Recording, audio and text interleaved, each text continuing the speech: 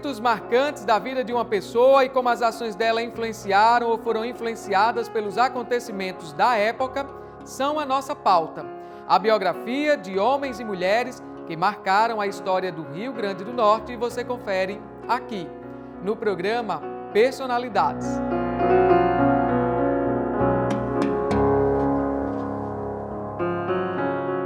Neste programa, vamos contar a história de um ex-governador do estado e ex-senador da República, Geraldo José da Câmara Ferreira de Melo. Era uma vez um menino que se tornou notável pelas habilidades de escrever e principalmente de falar bem em público. Começou como revisor do Jornal da Igreja e chegou à chefia de redação de um dos jornais mais tradicionais do estado, com direito à coluna política assinada por ele e tudo.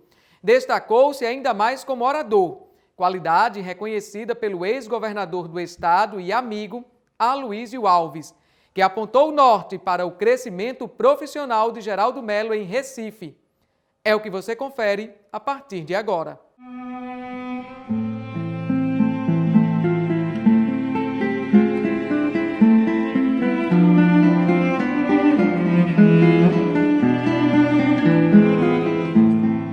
Eu não sei quem é esse tal de Geraldo Melo, não. É um homem encantador.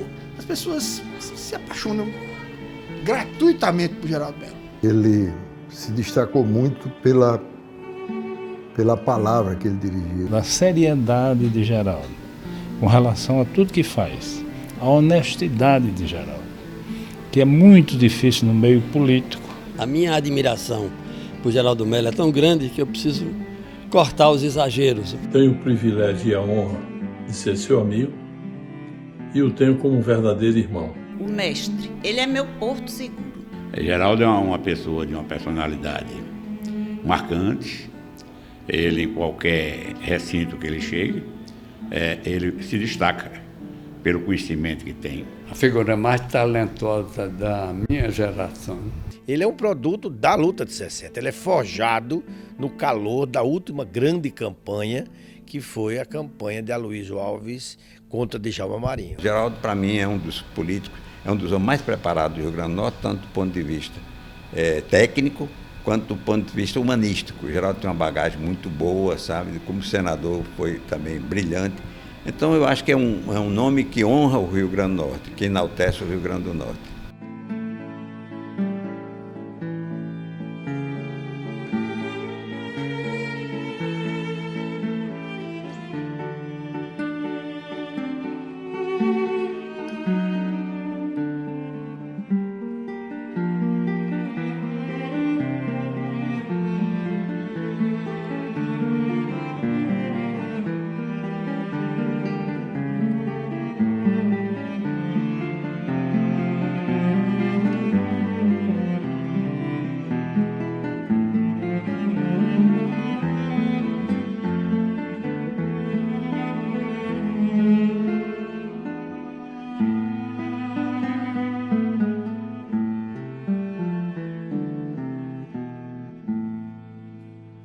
A família de Geraldo José da Câmara Ferreira de Melo tem raízes em Campo Grande, no interior do estado do Rio Grande do Norte.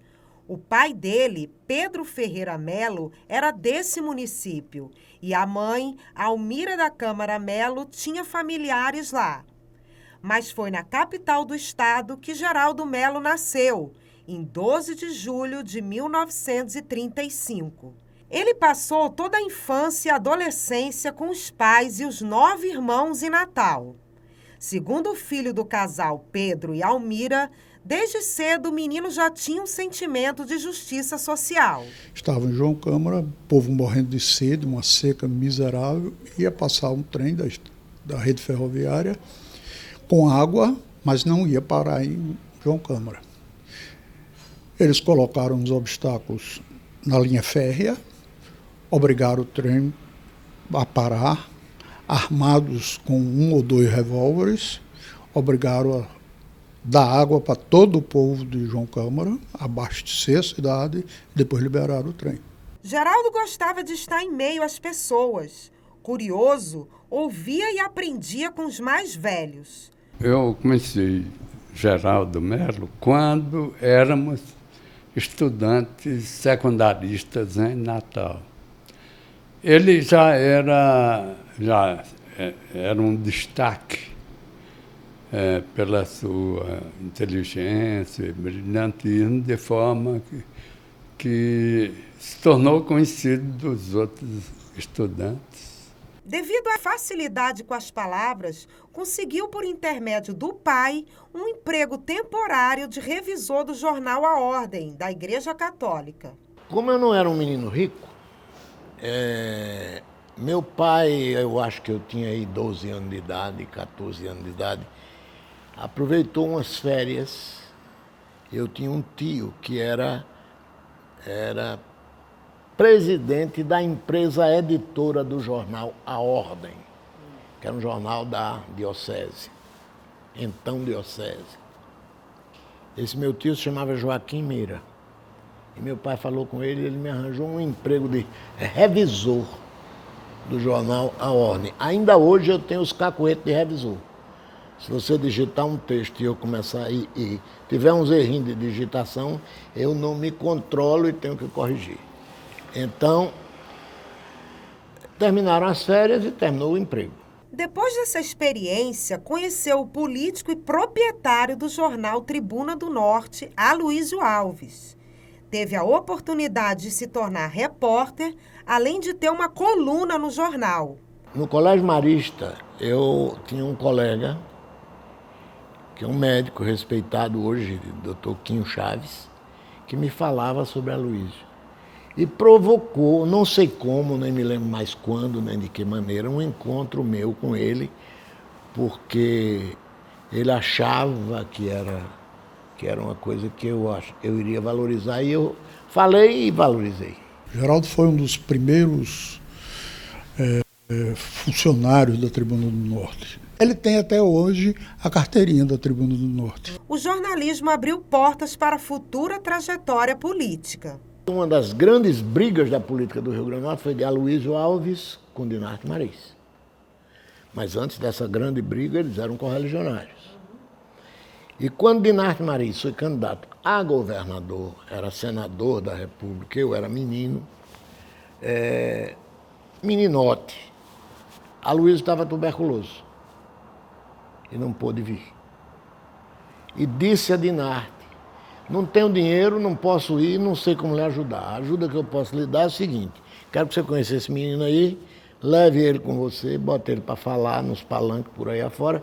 Se ajudar, é a minha ajuda. Aos 21 anos, já era chefe de redação da Tribuna do Norte. Ficou no jornalismo até os 24 anos, quando, por sugestão do amigo Aloysio Alves, foi para Recife fazer o curso de Planejamento do Desenvolvimento Econômico realizado pela CEPAL, a Comissão da ONU para a América Latina e o Caribe. Aloysio me disse: vai haver um curso da CEPAL e você devia fazer. Eu sei que ele mexeu tanto que eu terminei, me apresentei para ser selecionado e fui selecionado e entrei para fazer esse curso. Terminado o curso da CEPAL, foi selecionado para integrar o corpo técnico fundador da SUDENE, a Superintendência para o Desenvolvimento do Nordeste, órgão com sede em Recife, liderado na época pelo economista Celso Furtado. Na SUDENE, ocupou o cargo de direção e se aprofundou nos conhecimentos na área econômica. Esse economista pediu ao diretor da CEPAL o seguinte: terminado o curso, você vai escolher 10 caras que sejam os 10 melhores do curso e me oferecer esses 10 para a minha equipe, para eu começar a trabalhar na estruturação da SUDENE lá no Brasil. E eu fui um dos 10. De volta ao Rio Grande do Norte, Geraldo Melo trouxe na bagagem os conhecimentos adquiridos em Recife. E aqui se tornou uma referência no planejamento para o desenvolvimento econômico. Ao lado do governador Aloysio Alves, criou companhias de água, energia, telefone. Mas saiu do governo antes do fim. Enveredou pela atividade empresarial e ficou conhecido como o dono de usina de cana-de-açúcar no município de Ceará-Mirim. Geraldo Melo estava em Recife, quando Aloysio Alves, eleito governador do Rio Grande do Norte, o convidou para ser secretário executivo da CED, a Comissão Econômica de Desenvolvimento do governo. À frente da comissão, formou uma equipe e implantou uma visão inovadora no planejamento. Meu pai, quando se elegeu governador, foi numa tal revolução popular, mudança de ideias, de parâmetros, de propostas, né? Que ele tinha muita preocupação em que o governo correspondesse a toda essa expectativa. Aí procurou nomes novos e Geraldo já se destacava por esse talento, por essa competência, e meu pai fez essa experiência com o Geraldo. E talvez tenha sido a melhor do seu governo, porque Geraldo, novo ainda, presidiu o CED, participava da reunião da Sudene, na área de planejamento, e foi, diria aqui, um dos grandes aliados na formulação, na formatação do governo vencedor, vitorioso, transformador de meu pai no Rio Grande do Norte. Ele trouxe, ao lado de Aloysio, uma nova mentalidade para o Rio Grande do Norte, a mentalidade do planejamento, que ele deixou aí como uma semente para todo o Rio Grande do Norte. Através dele, com 20 e poucos anos de idade, foi que chegou ao Rio Grande do Norte o conceito, a ideia de planejamento. Planejamento, naquela época, era alguma coisa que você tinha apenas de uma forma abstrata, conceitual, nos livros, e Aloysio assume o governo em 61, e Geraldo vai liderar um grupo de jovens, e essa história é muito conhecida. É curioso, porque a gente confunde às vezes. Planejamento não é o que você vai fazer. Planejamento é o que você vai fazer hoje para atingir o futuro que você quer. Então, foi esse o conceito que Geraldo trouxe. Geraldo foi o secretário executivo a nível de secretário de Estado. Ele ficou aqui 3 ou 4 anos, depois voltou para o Recife, e do CED, sob o comando de Geraldo, nasceram grandes projetos aqui para o Estado, como a COSERN, como a Cidade da Esperança, o saneamento de Torres, foi a primeira cidade totalmente saneada do Brasil, a Doutora, de Jiqui, turismo com o Hotel do Reis Magos e com o hotel de 2 outros hotéis, que eram de Mossoró e Esperança, e o Hotel de Olho d'Água do Milho. Geraldo Mello participou das grandes ações do governo Aloysio Alves, que deram início ao desenvolvimento econômico do Estado com recursos da Sudene e ajuda financeira da Aliança para o Progresso, um programa de desenvolvimento do presidente Kennedy dos Estados Unidos para tentar conter a ameaça soviética e difundir a campanha pró-capitalismo.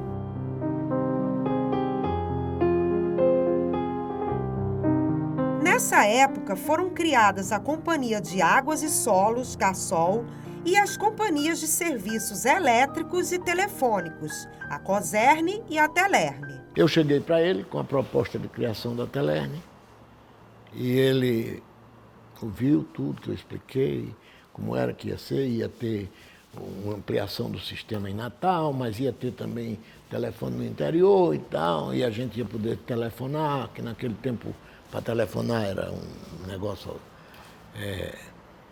incrível. Ele ouviu tudo. Quando terminou, ele disse: espera aí, você está querendo me dizer que eu vou poder pegar este telefone que está aqui em cima da minha mesa e ligar para Angicos? Eu disse: exatamente. Eu estava falando no uso de centrais de micro-ondas, veja só, não era nenhum forno, não. Era um sistema micro-ondas de rádio. Então, ele ouviu, disse: que é isso que você está propondo? Eu disse: é. Ele disse: olha, seu Geraldo, é por causa dessas ideias que você tem que todo mundo nesse estado diz que você é maluco. Você não pode ter juízo para estar propondo essas coisas. Agora, como eu também não tenho juízo, me dê para cá. Aí escreveu: autorizo, e assinou embaixo. Em 1964, Geraldo sai do governo. Em seguida, volta para a Sudene em Recife. Tempos depois, funda a Adplan, uma empresa de consultoria. Geraldo tornou-se um consultor. Ele, juntamente com outros diretores do departamento da Sudene, eles fundaram partir de uma determinada época, eles fundaram uma empresa chamada Adiplan, cuja presidência era de Aloysio Afonso Campos, um advogado paraibano muito conhecido em todo o Brasil. E eles tiveram essa empresa.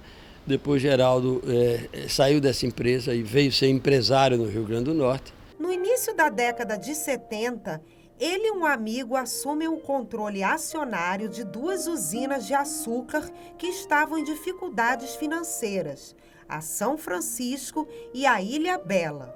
Promovem uma modernização empresarial com a fusão das empresas e a criação da Companhia Açucareira do Vale do Ceará-Mirim.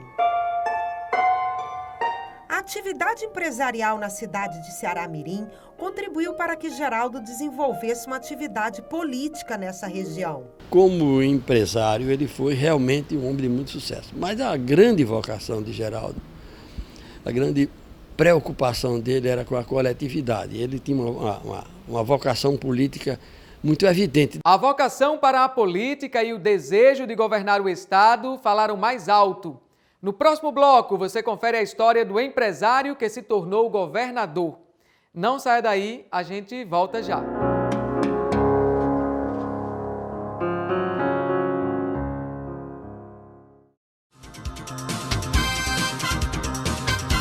Informação de qualidade e credibilidade com reportagens e entrevistas sobre os principais assuntos da capital e do nosso estado. O Câmara Repórter é um telejornal feito para você que gosta de ficar por dentro de tudo o que acontece no Poder Legislativo de Natal. O nosso encontro é de segunda a sexta, às 8h30 da noite, nos canais 51.4 da TV aberta ou 10 e 110 da TV a cabo. Conto com sua audiência. Até lá!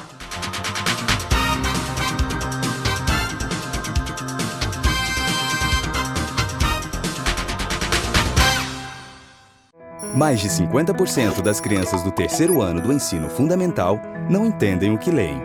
E só a educação pode mudar isso. A gente aprende as letras muito bem. Qual é a que parece uma casa? O A. Qual que parece um raio? O Z. Se você não for à escola, você não vai saber. Para aprender a ler, precisa estudar bastante. Ajude a LBV a tornar real para milhares de crianças a oportunidade de melhorar a leitura. O trabalho escravo ainda existe no Brasil e tira a dignidade de muita gente com trabalhos forçados e jornadas exaustivas. São pessoas submetidas a condições degradantes. O Ministério Público Federal atua para combater esse crime, punir os responsáveis e resgatar a dignidade desses trabalhadores. Vamos juntos combater o trabalho escravo e limpar essa mancha da nossa sociedade. Ministério Público Federal. Seu direito, nosso dever.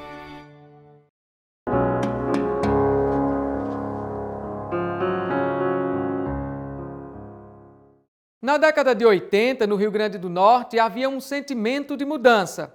Geraldo Mello entendeu muito bem esse momento político. Com determinação, persistência e superação, soube ser a esperança por novos tempos e novos rumos. Com um tamborete na mão, pôs fim a 12 anos dos Maias no governo do estado. O vento forte soprou e Geraldo foi eleito governador. Em 1978, o empresário Geraldo Mello recebeu o convite para ser vice-governador do Rio Grande do Norte, na chapa encabeçada por Lavoisier Maia Sobrinho. O Brasil vivia uma ditadura e os governadores eram indicados pelo presidente militar. No final do governo, Geraldo Mello rompe com os Maias, por discordar de uma terceira candidatura consecutiva da mesma família, a de José Agripino, e decide apoiar o projeto político de Aloysio Alves para governador. Ele diz a José Agripino numa conversa reservada, muito antes que chegasse aos jornais a notícia, ele diz que o terceiro maio era muito e que ele teria dificuldade de concordar com essa estratégia. Isso se dilui, vira uma simples especulação da imprensa, coisa de jornalista atrás de notícia nova, né? E fica para lá. Mas um belo dia ele é convidado por Lavoisier para ter uma conversa. E nesta conversa, em Pirangi, durante o verão, o verão anterior à campanha, Lavoisier comunica que o candidato será José Agripino. Eles tinham o controle total do PFL, da antiga Arena, depois PFL, essa coisa toda, mais de 130 diretórios. E claro que se fosse para uma decisão no plenário do partido, seria José Agripino, como foi. E Geraldo, então, disse que já encontra com o José Agripino nesse mesmo dia, por coincidência, saindo da casa de Lavoisier, diz, olha, minha conversa com você está de pé. Ou seja, eu não tenho condição de apoiar. Seria aprisionar a classe política do Rio Grande do Norte. Esse aprisionar é uma expressão minha, mas seria cingir a área a classe política do Estado à mesa da sala de jantar de uma família. Né?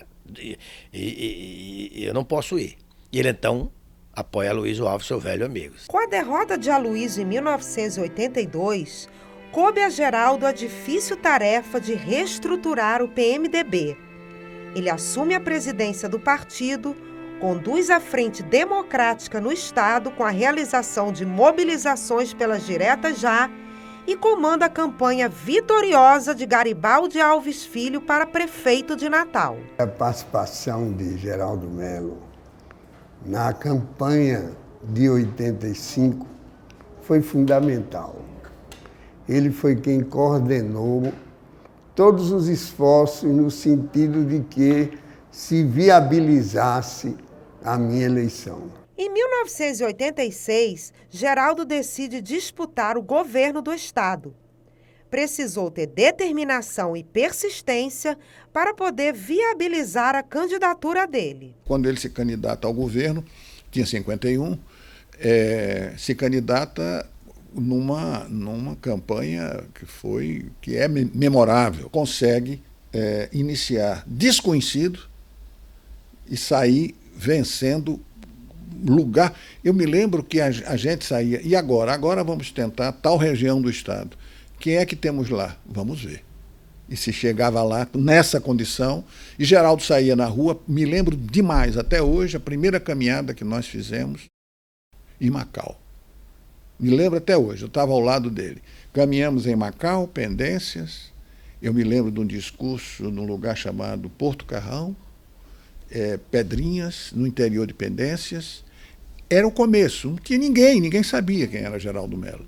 E isso vai criando volume, vai agregando e tornando-se um eco. Eu não fui o candidato natural do PMDB. Eu fui candidato do PMDB na marra, à força. Na campanha, se tornou popular. Pequeno, subia em um tamborete para fazer os discursos no meio do povo. Passou a ser conhecido por tamborete de forró e soube usar esse apelido a favor do crescimento da campanha. Mas um acidente com um caminhão da usina de açúcar dele trouxe apreensão à campanha. Eu tinha saído de casa de manhã para a casa de Paulo de Tarso, que era o coordenador geral da minha campanha. Então, fui para a casa dele. Quando eu estava na casa dele, ele atendeu um telefonema e passou para mim. Era um irmão meu, Antônio, me comunicando que tinha acabado de saber que tinha virado um caminhão da usina e tinham morrido 8 pessoas. Eu repeti para Paulo e disse, vamos ligar. Aí liguei para alguém ligado à usina para me confirmar. Me confirmaram, é isso mesmo. Eu disse, Paulo, neste momento, a minha candidatura a governador morreu. E a nossa preocupação como enfrentar aquilo. Um caminhão da usina Geraldo virou um acidente grave. E aí, nessa discussão, como é que se faria, uma nota, a eleição chegando, esse desgaste, a imprensa noticiando. Só que aí o Geraldo Melo, né, que honra muito o Rio Grande do Norte, e honrou muito, e honra o MDB, disse, pode deixar que eu respondo. E sem nota de assessoria, nem de marketing, de nada, ele foi para a televisão e de improviso explicou o episódio, assumiu responsabilidade de tal maneira, eu até me arrepio de contar essa história, que foi um momento emocionante da vida pública e da minha, aqui do Rio Grande do Norte, e do nosso MDB.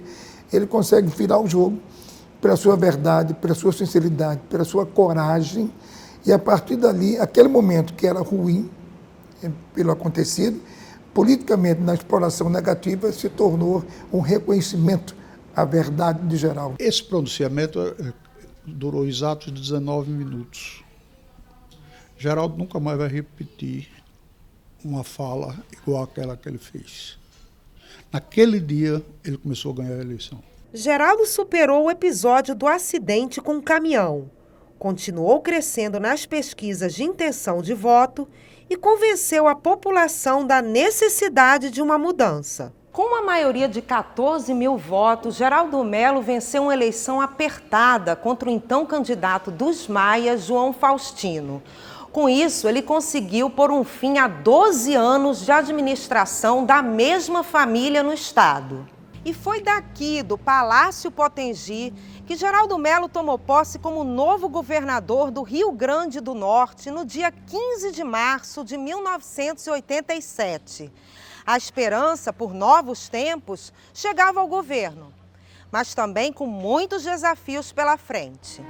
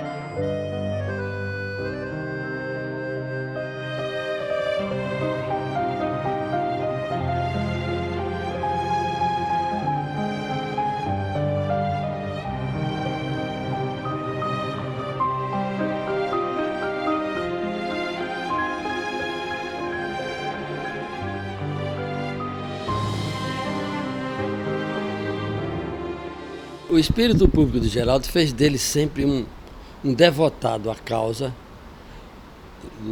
da coletividade dos norte-riograndenses. Inclusive, ele muito bem demonstrou isso no seu discurso de posse, quando ele fez da varanda do palácio, no Palácio Potengi. Ele terminou o discurso, me lembro, dizendo o seguinte: agora é hora de trabalhar, vamos tirar a gravata. E tirou a gravata, simbolicamente tirou a gravata do paletó e passou a trabalhar. E havia mesmo muito trabalho pela frente. Vamos ver a partir de agora algumas ações do governo Geraldo Melo na assistência social, agricultura, habitação, infraestrutura, turismo e meio ambiente. Apesar das realizações, o governo enfrentou momentos difíceis, como o conflito com os professores. Além disso, administrou numa época de planos econômicos fracassados, inflação galopante e o fechamento do Banco do Estado, o Banderne. Geraldo Melo teve a preocupação de formar um secretariado de conhecimento técnico. Ao lado de especialistas, implantou ações inovadoras no estado. Surgiu da imaginação dele o Programa do Leite, que foi de uma repercussão excelente para a pecuária do estado. O início do programa de adutora foi com ele, fez o programa de Casa de Farinha, fez o programa, uma série de programas outros para o setor primário, fez a expansão do centro de convenções, foi bastante atuante na área de educação. Enfim, dadas as circunstâncias durante o governo dele, circunstâncias políticas, circunstâncias econômicas, o problema da inflação, o governo Sarney, a Constituição Nova, o grevismo que se instalou no país a partir da Constituição Nova, né? Ele fez um governo que eu acho muito bom. No início do governo, um dos principais problemas foi a seca. Uma frente de emergência foi criada para garantir trabalho e comida aos mais necessitados. Então eu estou cancelando obras que eu pretendia fazer e para que o dinheiro que eu ia gastar em outras obras eu possa destinar à população para que quem tem fome, pelo menos, tenha o que comer e possa continuar vivendo e trabalhando. E estamos lançando um programa de emergência modesto, pequeno, pobre, mas é o que nós podemos fazer com os nossos recursos. A ação contou com a participação de vários secretários estaduais e do diretor da CIDA, a Companhia Integrada de Desenvolvimento Agropecuário. Eu, como diretor da CIDA, fui incluído porque era a forma mais fácil de se adquirir alimentos para se fazer uma cesta de trabalhadores rurais, na época, trabalhando em todas as regiões do estado. Então foi implantado uma frente de emergência que se contratou 120 mil homens. E eu fiquei incumbido de comprar, fazer e distribuir 120 mil cestas por mês. Paralelo a isso, existiam outros órgãos da Secretaria, como a CEPA, de Planejamento da Agricultura, e foram feitas várias cisternas no Rio Grande do Norte, em vários lugares. Se comprou bastante milho no centro-sul do país, principalmente da Conab, se trouxe, se vendeu barato e a prazo para o produtor rural. E isso foi uma ideia que foi muito boa para a época da seca, para os proprietários. Alguém achava que aquilo ia ser um grande calote aos proprietários.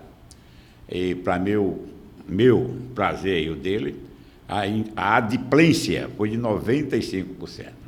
Sinal que o agricultor é bom pagador. Na agricultura, o governo estimulou a irrigação privada de pequeno porte por meio do programa Sertão Novo. Ele deu o pontapé inicial nessa irrigação, com um programa muito avançado.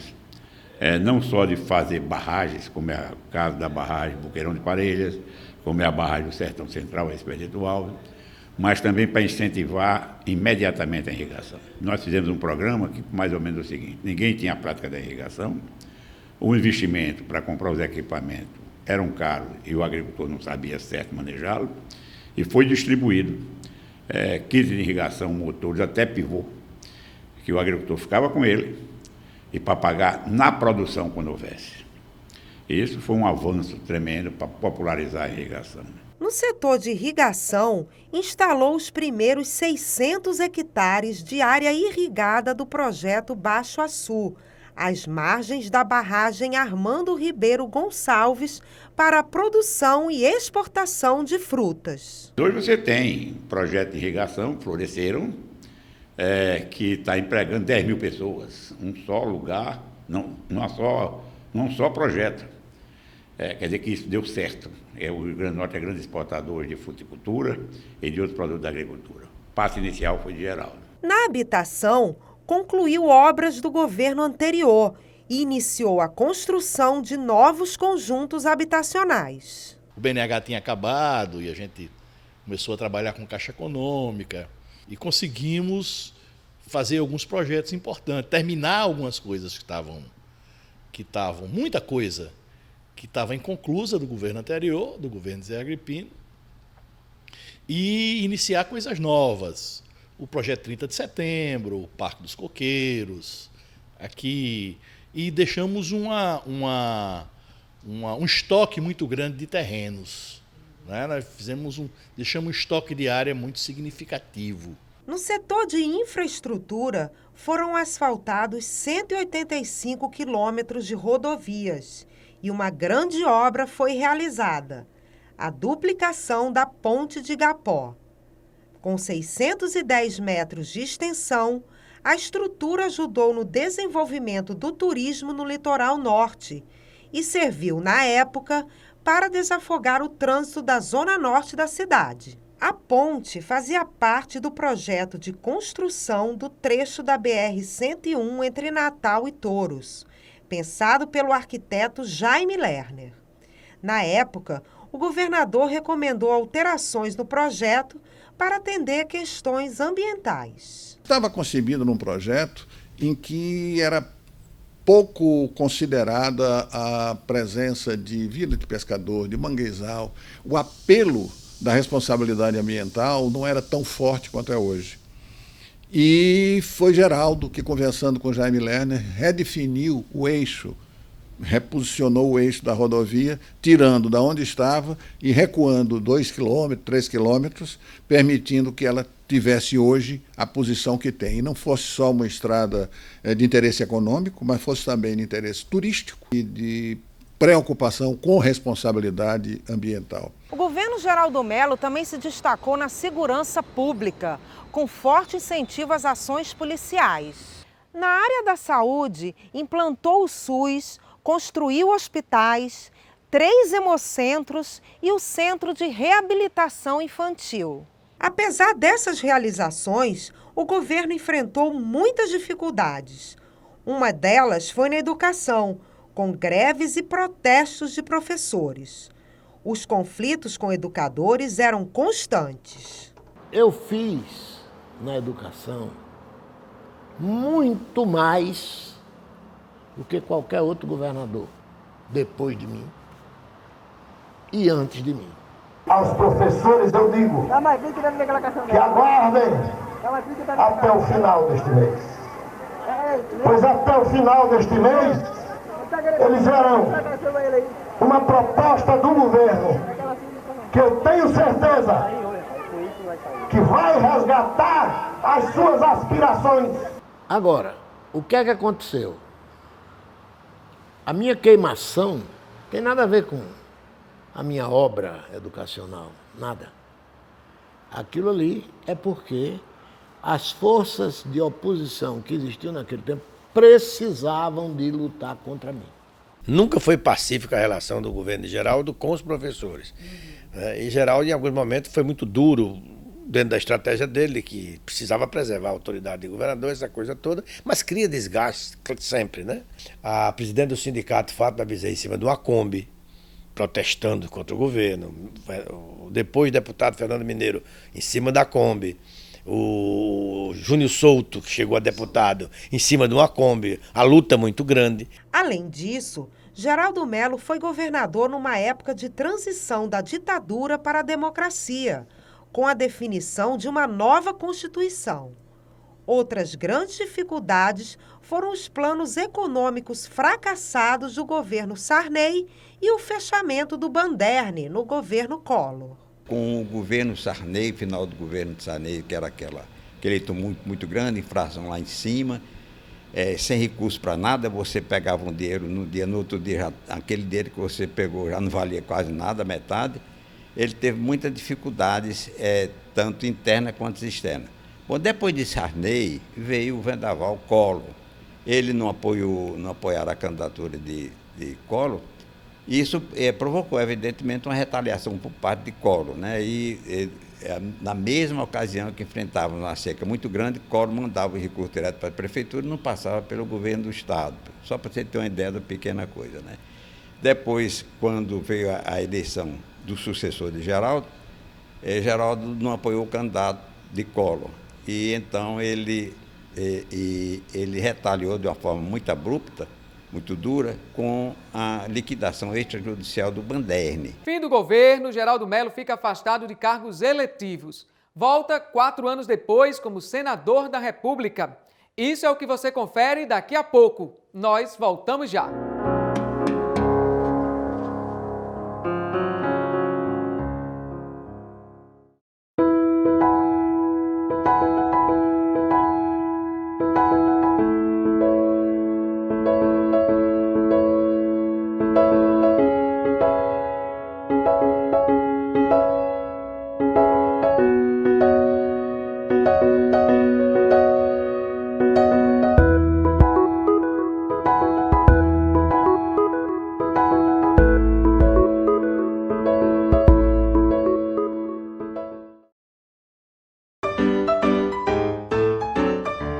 Marina jogou essa garrafa de refrigerante no lixo seco.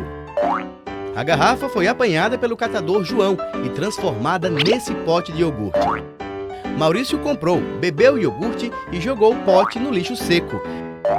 Aí veio o catador João e ajudou a transformar o pote de iogurte em sacola plástica.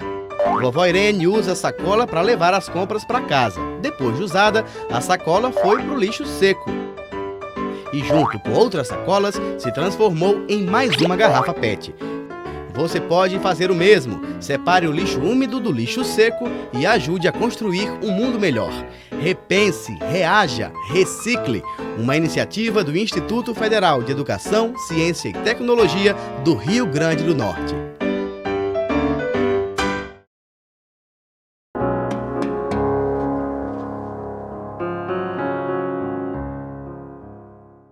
Estamos de volta com o programa Personalidades com a biografia de Geraldo Melo, potiguar que fez história em Brasília. Foi eleito e reeleito vice-presidente do Senado e se destacou como orador e pacificador de conflitos entre os senadores. Na tribuna da Casa Legislativa, adotou posicionamentos neoliberais. Ao final do mandato, tentou voltar ao Senado, sem sucesso nas disputas eleitorais. Após 4 anos afastado de cargos públicos, Geraldo Melo foi eleito senador em 1994 pelo PSDB durante o governo de Fernando Henrique Cardoso. Leitor voraz e com grande bagagem intelectual, no primeiro discurso que fez no Senado, exaltou a cidadania e um sistema social-democrata. O Senado me deu grandes momentos, por exemplo, eu fazer um discurso em nome do Brasil, como primeiro orador de uma reunião de presidentes de senados de todo o mundo, na tribuna do Senado da França, no Palácio de Luxemburgo. Eu fiz. La parole est donc à Monsieur Geraldo José de Mello, vice-président du Sénat fédéral du Brésil, sur le thème qu'il a retenu de la représentation territoriale. Il va s'exprimer pendant 10 minutes.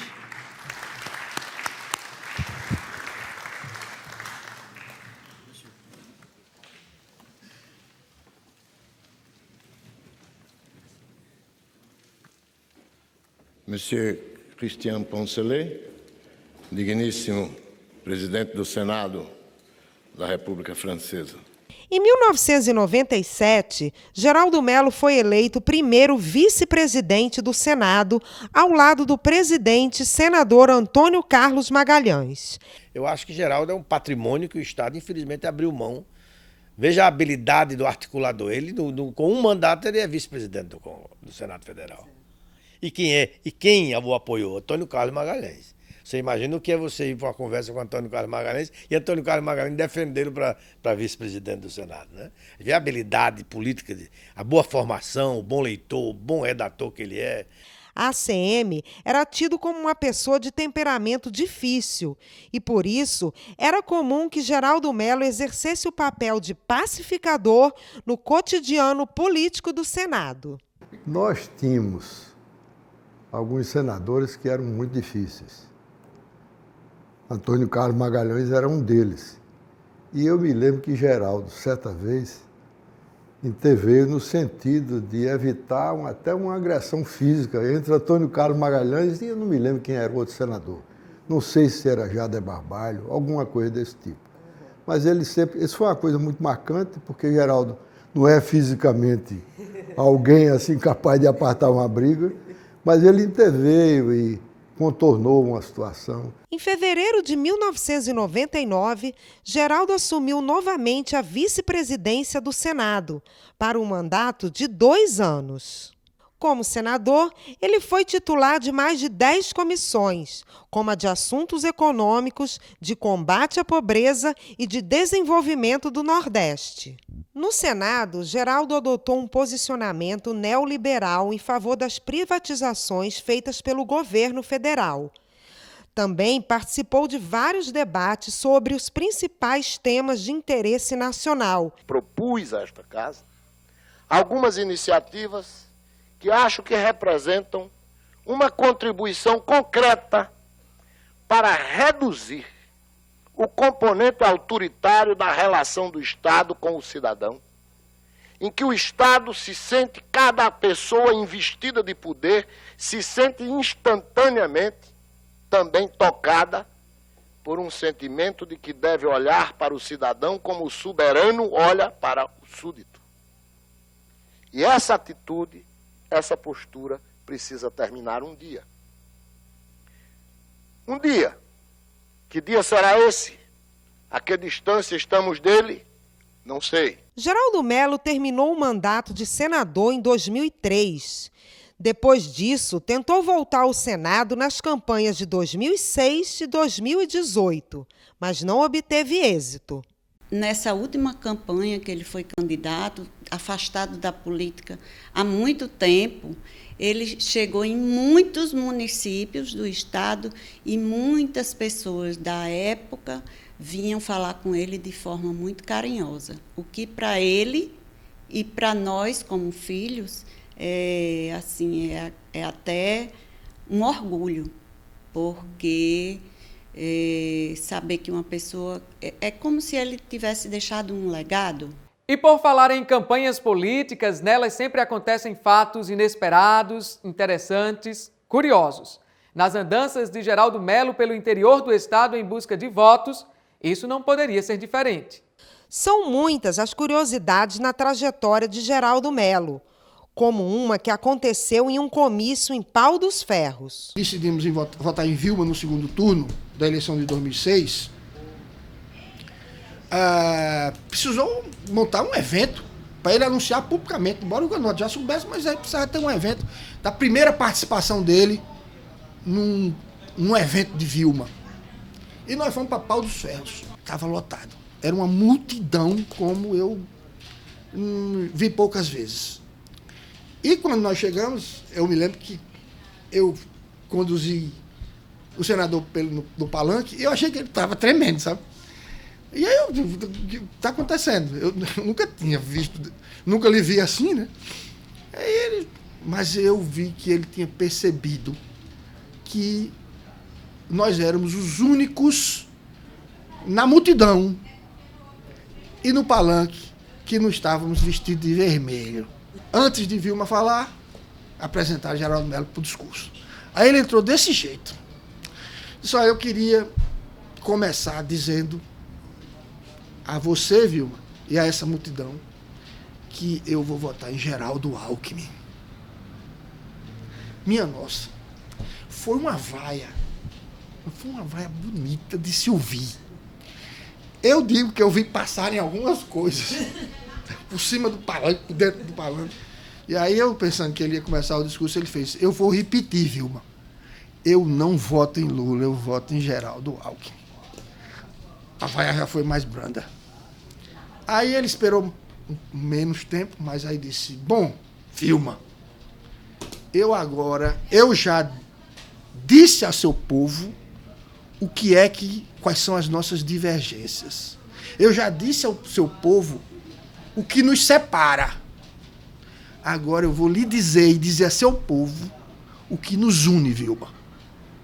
Vou dizer a você e a seu povo por que nós estamos aqui, por que é que eu estou aqui e por que é que eu vou votar em você. Aí ele trouxe assim: Vilma, eu lhe vi menina. Aí daí para frente eu não preciso dizer nada, ele fez um dos maiores comícios da vida dele. Aos 85 anos, Geraldo Mello vive cercado pelo carinho da família.